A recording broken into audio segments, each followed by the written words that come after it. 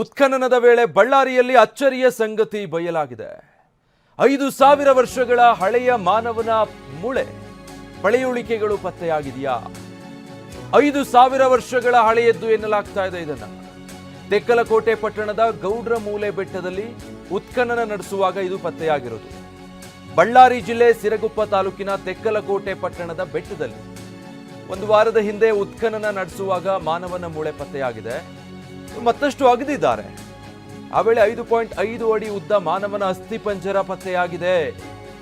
ಅದರ ಮೇಲೆ ಕಲ್ಲಿಟ್ಟು ಶವ ಸಂಸ್ಕಾರ ಮಾಡಿದ ಸ್ಥಿತಿಯಲ್ಲಿ ಆ ಅಸ್ಥಿಪಂಜರ ಪತ್ತೆಯಾಗಿರೋದು 3ರಿಂದ 5,000 ವರ್ಷಗಳ ಹಿಂದಿನದ್ದು ಅಂತ ಅಂದಾಜು ಮಾಡಲಾಗ್ತಾ ಇದೆ.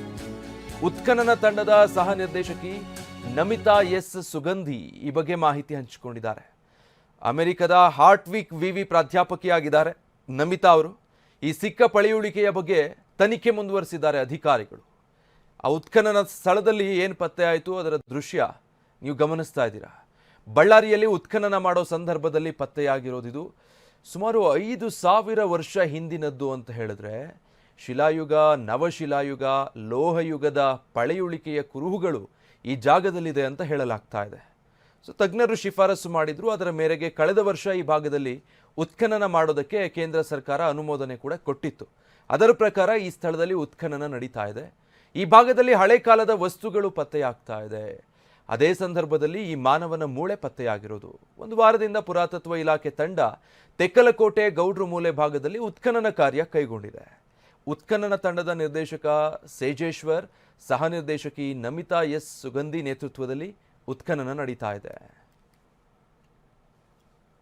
ಸರ್, ಇದು ನಮಗೆ 3,000ರಿಂದ 5 ವರ್ಷ ಓಲ್ಡ್ ಇದಿರ್ಬೋದು ಅಂತ ಅಂದ್ಕೊಂಡಿದ್ವಿ. ಇದು ನಮಗೆ ನೂತನ ಶಿಲೆಗೆ ಕಾಲಕ್ಕೆ ಸಂಬಂಧಪಟ್ಟಿರ್ತಕ್ಕಂಥದ್ದು. ಇದು ಕಾರ್ಬನ್ ಡೇಟಿಂಗು, ಇದ್ರ ಬಗ್ಗೆ ಅಧ್ಯಯನ ಮಾಡಿದ ನಂತರ ನಿಖರವಾದ ನಮಗೆ ಡೇಟಿಂಗ್ ಸಿಗ್ತದೆ ಸರ್. ಸಿಗ್ತದೆ.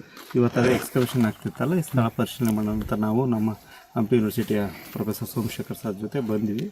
ನಮಗಿದು ಕೇಂದ್ರ ಪುರಾತತ್ವ ಇಲಾಖೆದ ಅನುಮತಿ ದೊರೆತಿದೆ ಸರ್. ಇದಕ್ಕೆ ಅನುಮತಿ ದೊರೆತಿದೆ. ಡೈರೆಕ್ಟರ್ ನಮ್ಮ ನಮಿತಾ ಸುಗಂಧಿ ಮೇಡಮ್ ಇದ್ದಾರೆ, ಡೈರೆಕ್ಟ್ರಾಗಿ ನಾವಿದ್ವಿ.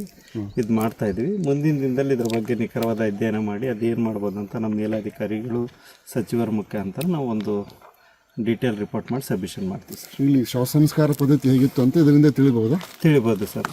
ತಿಳಿಬೋದು. ಹಿಂದೆಲ್ಲ ನಮಗೆ ಸುಮಾರು ಎಕ್ಸ್ಕವೇಷನಲ್ಲಿ ಸಿಕ್ಕಿದೆ. ನಮಗೆ ನಾಗರಾಜರಾವ್ ಅವರು ಇಲ್ಲಿ ಎಕ್ಸ್ಕವೇಷನ್ ಮಾಡಿದ್ರು, ಅಲ್ಲಿ ಸಹ ಸಿಕ್ಕಿದೆ. ಅದರ ಆಧಾರದ ಮೇಲೆ ಮತ್ತು ಕಾರ್ಬನ್ ಡೇಟಿಂಗ್ ಇದೆಲ್ಲ ನಮ್ಮ ಮೇಲಾಧಿಕಾರಿ ಗಮನಕ್ಕೆ ತಂದು ಮಾಡಿಸಿ ನಾವು ಮುಂದಿನ ಕ್ರಮ ಕೈಗೊಳ್ತೀವಿ ಸರ್. ಇದನ್ನು ಪ್ರಿಸರ್ವೇಷನ್ ಹೆಂಗೆ ಮಾಡ್ತೀರಿ ಸರ್?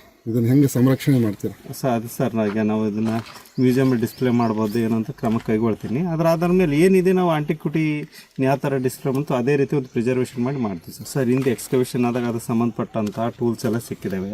ಇಲ್ಲಿ ಸುಮಾರು ಜನ ಈಗ ಯೂನಿವರ್ಸಿಟಿ, ಹಂಪಿ ಯೂನಿವರ್ಸಿಟಿಯವರು ಮತ್ತು ಬೇರೆ ಬೇರೆ ಯೂನಿವರ್ಸಿಟಿಯವರು ಎಲ್ಲ ಸೇರಿ ಡೀಟೇಲ್ಸ್ ಕೊಡ್ತಾರೆ ನಮ್ಮ ಪ್ರತಿನಿಧಿ ವಿನಾಯಕ್. ಇಮ್ಯಾಜಿನ್ ಮಾಡೋದು ಕಷ್ಟ ಆಗುತ್ತೆ. 5,000 ವರ್ಷಗಳ ಹಿಂದೆ ಅಂತ ಹೇಳಿದ್ರೆ ಪತ್ತೆಯಾಗಿರೋ ಈ ಮಾನವನ ಮೂಳೆ ಬಗ್ಗೆ ಪ್ರಾಥಮಿಕವಾಗಿ ಏನೆಲ್ಲ ತಿಳಿದು ಬರ್ತಾ ಇದೆ?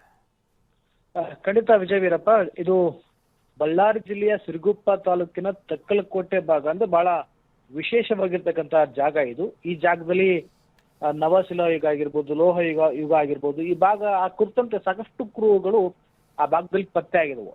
ಈ ಪ್ರಕರಣಕ್ಕೆ ಸಂಬಂಧಪಟ್ಟಂತೆ ಕಳೆದ ವರ್ಷ ತಜ್ಞರು ಕೂಡ, ಇತಿಹಾಸ ತಜ್ಞರು ಕೂಡ ಕೇಂದ್ರ ಸರ್ಕಾರಕ್ಕೆ ಶಿಫಾರಸು ಮಾಡಿದ್ರು. ಅಂದ್ರೆ ಈ ಭಾಗದಲ್ಲಿ ಉತ್ಖನನ ಮಾಡ್ಲಿಕ್ಕೆ ಅವಕಾಶವನ್ನ ಕೊಡ್ಬೇಕು ಅನ್ನೋ ನಿಟ್ಟಿನಲ್ಲಿ ಕೇಂದ್ರ ಸರ್ಕಾರಕ್ಕೆ ಒಂದು ಶಿಫಾರಸು ಮಾಡಿದ್ರು.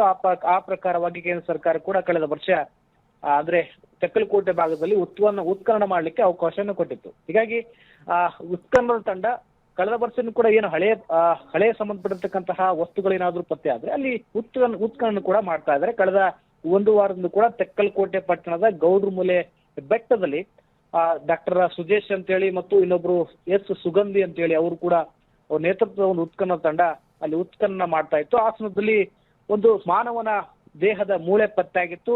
ಅದನ್ನ ಆಳವಾಗಿ ಅಗಿದಾಗ ಅಲ್ಲಿ ಮಾನವನ ಅಸ್ಥಿಪಂಜರ, ಸಂಪೂರ್ಣವಾಗಿರ್ತಕ್ಕಂಥ ಅಸ್ಥಿಪಂಜರ ಕೂಡ ದೊರೆತಿರುವಂತದ್ದು. ಈಗ ಆರಂಭಿಕವಾಗಿ ಅವ್ರು ಹೇಳುವ ಪ್ರಕಾರವಾಗಿ ಸರಿಸುಮಾರು 5 ವರ್ಷಗಳ ಹಿಂದಿನದ್ದು ಅಂತ ಹೇಳ್ತಾ ಇದ್ದಾರೆ. ಮತ್ತೊಂದಿಷ್ಟು ಅದ್ರ ಬಗ್ಗೆ ತನಿಖೆ ಕೂಡ ಆಗ್ಬೇಕು ಮತ್ತು ಕಾರ್ಡಿನೇಟ್ ಮೂಲಕವಾಗಿ ಅದನ್ನ ಏನು ಶವ ಏನ್ ಸಿಕ್ಕಿದೆ, ಅಸ್ಥಿಪಂಜರ ಏನ್ ಸಿಕ್ಕಿದೆ ಆ ಕುರಿತಂತೆ ಅಕ್ಯುರೇಟ್ ಆಗಿ ಯಾವ ವರ್ಷದ್ದು ಮತ್ತು ಯಾವ ಡೇಟ್ ನಲ್ಲಿ ಸಾವಾಗಿತ್ತು ಅನ್ನೋ ಬಗ್ಗೆ ಕೂಡ ಸಂಪೂರ್ಣ ಮಾಹಿತಿ ಬರುತ್ತೆ. ಪ್ರಸ್ತುತವಾಗಿ ಅಲ್ಲಿ ಸಿಕ್ಕಿರ್ತಕ್ಕಂಥ ಪಳೆಯುಳಿಕೆಗಳ ಗಮನದಲ್ಲಿ ಇಟ್ಕೊಂಡು ಇದು ಬಹಳ ವರ್ಷಗಳ ಹಳೆಯದು ಅಂತ ಮಾಹಿತಿಯನ್ನು ಕೊಡ್ತಾ ಇರುವಂತದ್ದು. ಹೀಗಾಗಿ ಏನು ಸಿಕ್ಕಿರ್ತಕ್ಕಂಥ ಮೃತದೇಹದ ಏನು ಪಳೆಯುಳಿಕೆಗಳನ್ನು ಕೂಡ ಈಗಾಗಲೇ ಸಂಸ್ಕರಣೆ ಮಾಡಿ ತನಿಖೆ ಕೂಡ ಆರಂಭ ಆಗಿರುವಂಥದ್ದು. ಒಂದ್ ವೇಳೆ ಈ ಬಳ್ಳಾರಿಯ ಭಾಗದಲ್ಲಿ, ಅದು ಕೂಡ ತೆಕ್ಕಲಕೋಟೆ ಭಾಗದಲ್ಲಿ ಹಲವಾರು ಹಳೆಯ ವಸ್ತುಗಳು, Okay, ಹಳೆಯ ವಿನಾಯಕ್. ಕಾಲದ ಯುಗದ ವಸ್ತುಗಳು ಕೂಡ ಪತ್ತೆ ಆಗ್ತಾ ಇರುವಂತದ್ದು ವೀರಪ್ಪ. Thank you.